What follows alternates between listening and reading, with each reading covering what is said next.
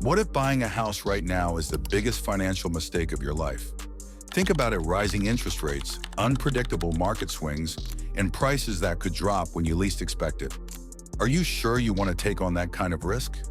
Imagine pouring your savings into a deal that locks you in when the market might be about to shift in your favor.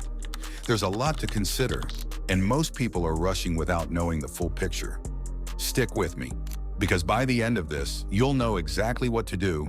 Current housing market overview. The housing market is buzzing right now. Sales are up by 23% compared to last year. That sounds exciting, right? After all, the more activity there is, the more options you have. But hold on a second: when something sounds too good to be true, it's worth taking a closer look. While more homes are being sold, there's also a major shift happening in the market that you need to be aware of. Inventory is up by 30%. That means there's a larger pool of homes to choose from, which can feel like a relief if you're a buyer. But why is inventory up?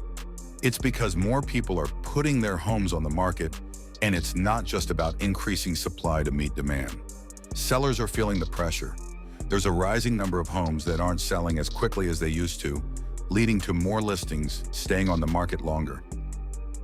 But here's the thing: more options can be a double-edged sword. More homes on the market can mean more competition, but it can also mean a softening of prices. Sellers who were initially asking for top dollar are now having to make concessions to attract buyers. Discounts from the asking price have risen from 3.2% to 3.6% over the past few months. Doesn't sound like a lot, right? But this signals a shift in buyer power. The higher the discount, the more buyers can push back on pricing. That means sellers might have to adjust their expectations. And if you're in the market for a house, this could be your moment to negotiate. But, and this is important, not all markets are equal. Some areas are still holding strong, with prices remaining high due to strong local demand. In other areas, the market could be cooling off faster than expected. So what does this mean for you as a potential buyer?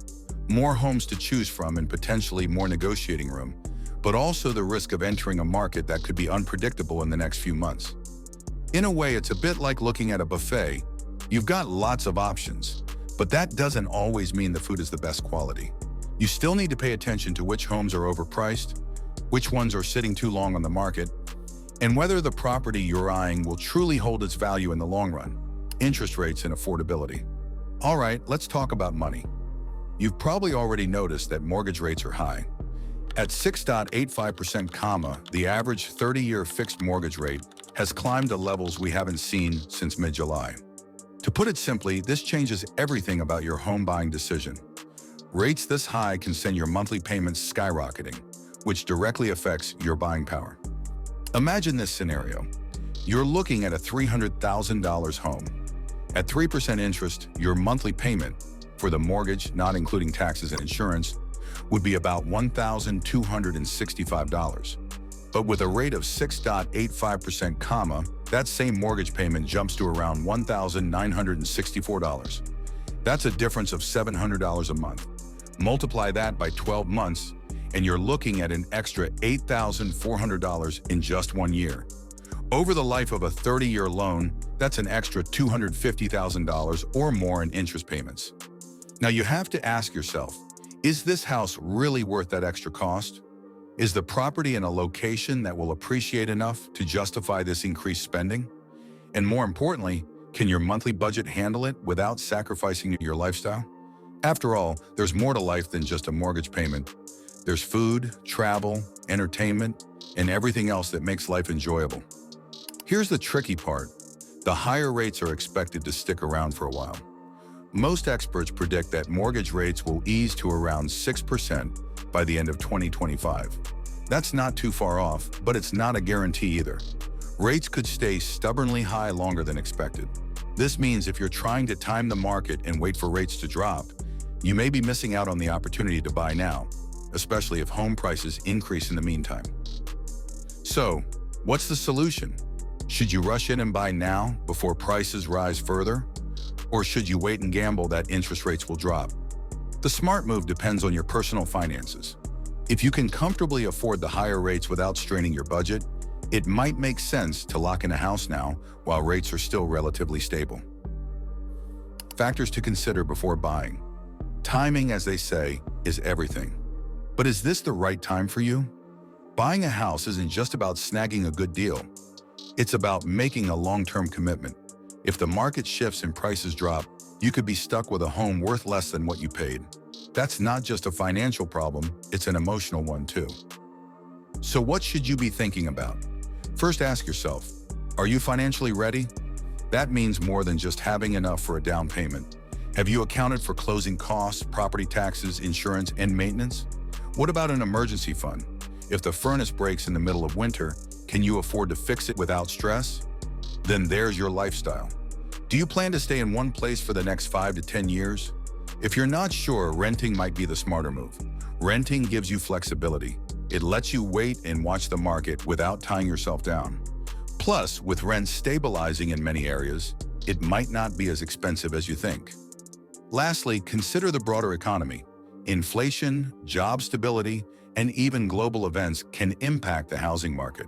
If the economy slows, demand for homes could drop, pulling prices down with it. Are you prepared to navigate that uncertainty? Should you rent instead? This is a question more people are asking these days. Is renting the better option right now? And the answer might surprise you. Renting often gets a bad reputation because you're not building equity. But what if renting gives you the time and flexibility to make a smarter buying decision later? Isn't that worth more than rushing into a purchase you might regret? Think about it. Renting means no property taxes, no costly repairs, and no long-term commitment. You're free to move if your job changes or if the market shifts dramatically. And with more rental options becoming available as people delay buying, you might find something that fits your needs perfectly without the stress of homeownership. Long-term considerations. Let's zoom out and think big picture. Buying a house isn't just about today. It's about the next 5, 10, or even 30 years. Will the home you're considering still suit your needs in the future? Is it in a location that's likely to grow in value? Or are you betting on a market that might decline? And don't forget about the hidden costs of homeownership. Repairs, maintenance, and renovations can add up quickly. A leaky roof, outdated plumbing, or even a cracked driveway could cost thousands. Are you ready for those surprises? If not, waiting might be the smarter move.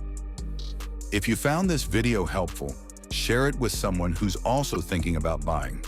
Don't forget to like, comment, and subscribe to our channel. Hit the bell icon so you don't miss more insights like this. Let's make smart decisions together.